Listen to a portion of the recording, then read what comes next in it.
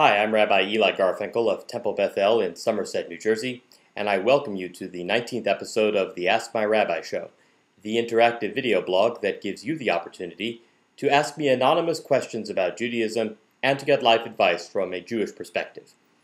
Today's first question comes from Dallas, Texas.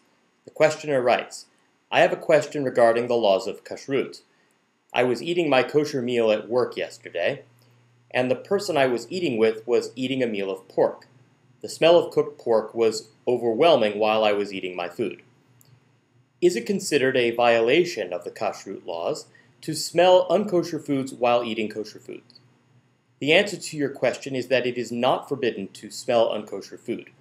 The one possible exception I can think of would be a case where smelling unkosher food would cause a person such temptation that he would then eat that unkosher food.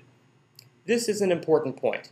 The Rambam, also known as Maimonides, says that one ought never say, pork is disgusting, so that's why I don't eat it. Rather, one should say, pork is delicious, and I would love to eat it, but my Creator has forbidden me to do so. We are supposed to find unkosher food tempting, but we must not submit to that temptation.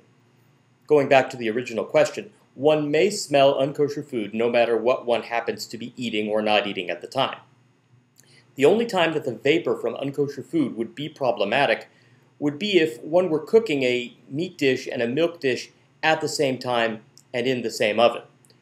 In that case, both dishes should be covered so that the steam and vapors from one do not contaminate the other. The best practice, of course, is to not cook meat and milk dishes simultaneously. Today's second question comes from Ohio. The questioner writes, is it true that a wife is supposed to pleasure her husband on Shabbat?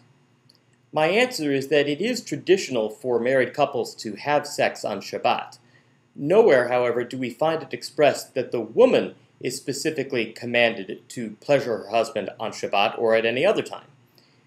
For Jews, sex is a mutual activity, not a service that one provides to another. If anything, a man is required to please his wife, but I've never read anything that suggests that the reverse is mandated. Sex is not supposed to be a one-sided expectation where one partner says, okay, fine, let's get it over with. If that atmosphere exists consistently, then the couple should seek counseling. And that's the end of this episode of the Ask My Rabbi show.